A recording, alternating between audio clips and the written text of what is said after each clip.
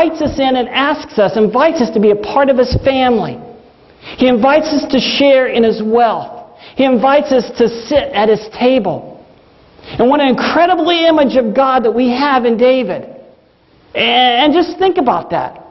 When David extends mercy to Mephibosheth at every meal, when David looks across the table and sees Saul's grandson, who do you think's sitting at the throne of David's heart? It's God. God is on the throne when He extends God's mercy and God's kindness to Mephibosheth. And only God's mercy, only God's kindness can do that kind of thing. And friends, that's the same kind of mercy and kindness that David will need in the not too distant future. Well, at this point in David's career, everything's going pretty well. Kingdom's expanding. He's known as the greatest king ever. But take a look over in 2 Samuel 11.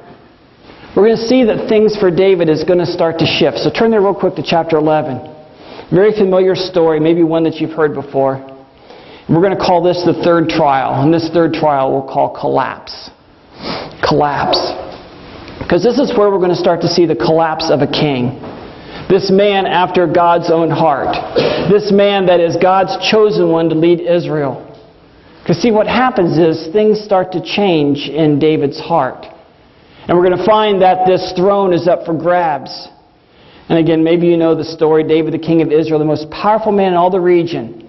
The one from whom his childhood God had blessed with everything he ever wanted. Despite everything that God ever gave him, David wanted more. He wants those things that he can't have.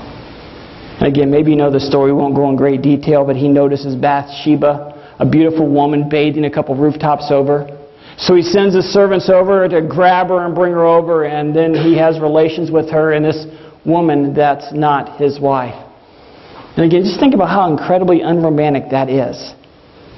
He sees something he wants and he treats her like a piece of food or like possession and just says, I want her, bring her over. And he has relations with her. And then we find out later she becomes pregnant. And David concocts this terrible plan that backfires and just backs him into the wall. Bathsheba's husband Uriah is a really good guy, and he was off fighting a battle that David should have been off fighting himself. And he concocts this plan to bring Uriah home and have relations with his wife so that maybe he will get her pregnant, or so the world will think he got her pregnant, trick her into this. But again, Uriah is a good guy, a very noble character guy, and he said, no, I can't do this. I'm too loyal to my men to do this. So ultimately, David had Uriah killed to cover up his sin, to cover up his wrongful desires. And again, at first glance, you read this and you think, well, David got away with something. He got away with murder. He got away with adultery. But a few weeks later, the man after God's own heart, he's got another man's wife moving in with him. He starts to think to himself, try to convince himself, everything's okay. Nothing bad really happened. So think about this. Who do you think is on the throne of David's life now? It's David. David's going to have what David wants. David's going to have what David desires. Who's on the throne of your heart right now? And you don't have to answer that one out loud. But are there things, are there desires right now? Things that you're longing for, things that maybe you're lusting for that'll never really, truly satisfy? Maybe you're facing a collapse. Will you have your heart set on them? Maybe it's something at work. Maybe it's a relationship. I'm not sure. But I know in many of our hearts, and mine included, there's a struggle. There's a struggle for the throne of my desires. Who's it going to be? Is it going to be God's desires, or is it going to be Jeff's desires? God's desires, my own selfish desires that'll never, ever really, truly satisfy. Well, again, as you can imagine, God is outraged by David's actions, by David's sin, and rightly so. And you go over to 2 Samuel chapter 12, and you'll see that God sends Nathan, another prophet, to confront the king. Okay? And in chapter 12, verse 7, we get to see a glimpse of God's heart towards David in this moment. And after telling David a story, Nathan gets David to the point where he begins to realize this ugly thing that he's committed. Look at verse 7. This is what Nathan says. David, the man is you. You are the man. You are the one. This is the Lord, the God of Israel, what He says. I anointed you, David, king over Israel, and I delivered you from the hand of Saul. And I gave you your master's house and your master's wives in your arms. I gave you the house of Israel and Judah. Now, catch these next words, okay? And if all this has been too little, I would have given you more. Why did you despise the word of the Lord by doing evil in His eyes?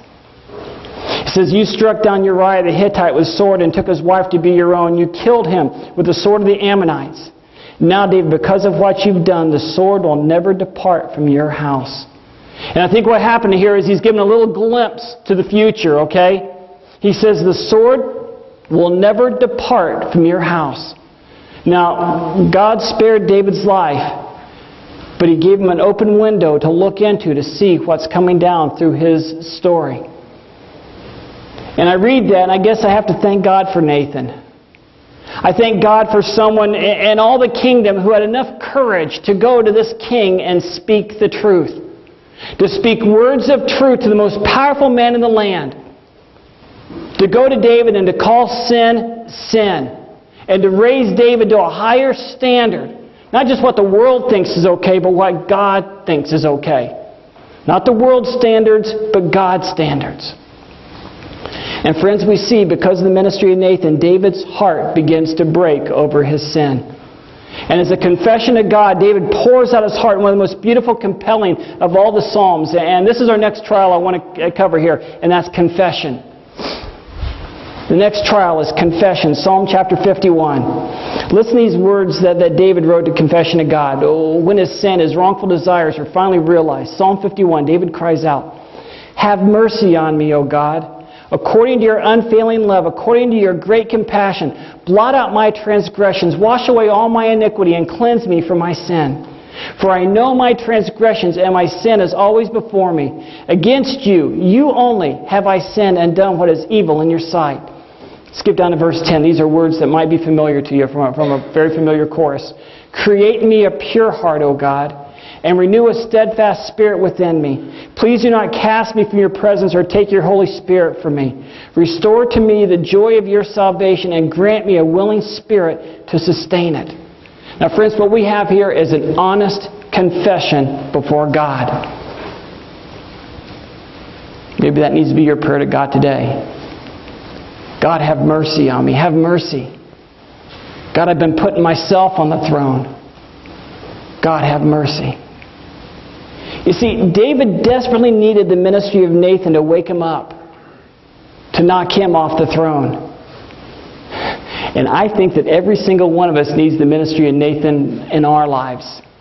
I think we need people who are willing to speak truth to us, to be willing to speak the truth in love to us and to others. And again, I think maybe some of us in this room need to be like Nathan. More than we like. I think we like to be Nathan more than we like to hear from Nathan, though, don't we? We do. And I know who you are because I'm one of you. It's a whole lot easier to tell someone else where they're messing up than to hear it from somebody else. But you see, this ministry has to work both ways. We have to be willing to be Nathans to receive the ministry of Nathan. So I ask you, is there a place right now in your life where someone might be trying to have this ministry of Nathan and you're just being stubborn? And you're just avoiding it? Maybe there's someone that you know that you need to speak the truth to. Whether it's a family member or a friend or maybe somebody at work. And God has been putting it in your heart, but you're avoiding it like the plague. What would it look like in your personal life for you to extend that kind of ministry? Imagine what David's life would have been like if Nathan hadn't done that. What story we would be reading today. Imagine what it would be like if Nathan didn't do that.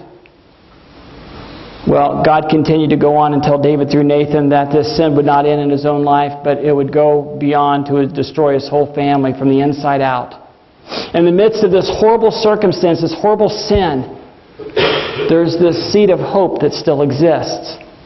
It's found in 2 Samuel 12, 24 and 25. David and Bathsheba's child conceived through this adulterous act, it would die. But they would again later have another son. And it says in verse 24 that Bathsheba gave birth to a son and they named him Solomon. And we know that Solomon would later carry on this on and be on the throne. And you see, David's story isn't over yet. And that leads us to the last trial. The very dark trial that David has to deal with. And we're going to call this last trial children. And unfortunately, a lot of us in this room, we deal with that, don't we? Children. Now, granted, every parent goes through trials with their kids, but hopefully none of us will have to deal with the same kind of trials that King David goes through. Go to 2 Samuel 13. And again, friends, I know this is one of the darkest chapters in the entire Bible. One of the darkest, most disturbing chapters. And it happens all within the family of David, just like God said it would. Chapter 13, we're introduced to Amnon, and he's one of David's sons who wanted his half-sister Tamar so badly. He wanted to have relations with her, and he concocts this plan and he tricks her. And he rapes his sister. He steals her virginity. And this incredible, grievous sin, it doesn't happen in this far-off foreign land. It doesn't happen among the Philistines. This happens in David's own house. Amnon rapes his half-sister Tamar. Now, Tamar had a brother named Absalom, one of David's most beloved children, and he was probably one of David's most cherished sons. And when Absalom heard what Amnon had done, he was absolutely outraged. And just imagine what must have been running through Absalom's heart, just watching and waiting to see what Dad was going to do over this. Such an obvious sin, such a terrible sin. Boy, Dad's going to really get him for this. I mean, Old Testament, they had some pretty nasty punishments over there. But you want to see what kind of swift justice is going to be brought down. How is Dad going to bring peace to the family? How is Dad going to bring peace to the kingdom? And just to imagine Absalom's shock to see his dad do absolutely nothing. Nothing. The Bible tells us that David did nothing about this sin that happened in his own house. And for 2 years, Absalom begins plotting his brother Amnon's death. And when he got the opportunity, when it presented itself, Absalom murders his half-brother. He killed him, like father, like son. Now David's daughter Tamar had been forever disgraced. His son Amnon had been murdered, and his son Absalom is now a fugitive, with his brother's blood still fresh on his hands. And David did nothing. The ruler over all Israel could not even work and move within his own family. And we read that and we think, what in the world would have happened if David had used the ministry of Nathan to confront Amnon? Or to confront Absalom before he extended his own vengeance? Imagine how life might have been if David had done something. If David had done anything. David did nothing. And finally, after 3 years of living as a fugitive, completely cut off from his father and all the kingdom, Absalom, by David's request, they bring him back to Jerusalem. But I want you to see here what David does. Chapter 14, verses 23 and 24. Finally, after all these years as living a fugitive, David brings back one of his most cherished children back into the kingdom. Look what he does. Joab, one of David's generals, went to Geshur and brought Absalom back to Jerusalem. Verse 24. But the king said, he must go to his own house. He must not see my face. So Absalom went to his own house and did not see the face of the king, his father. Jump down to verse 28. Absalom lived 2 years in Jerusalem without even seeing David's face. That just breaks my heart. For 2 years, Absalom lives in exile within the kingdom walls. 2 years. Now, not to mention the 3 years he'd been living in exile, now he's brought back and he spends 2 more years. And friends, David does nothing. Now again, where was Mephibosheth? Can you imagine every single meal that Absalom ate away from his dad? He had to sit there and think that this guy Mephibosheth, the grandson of my dad's biggest enemy,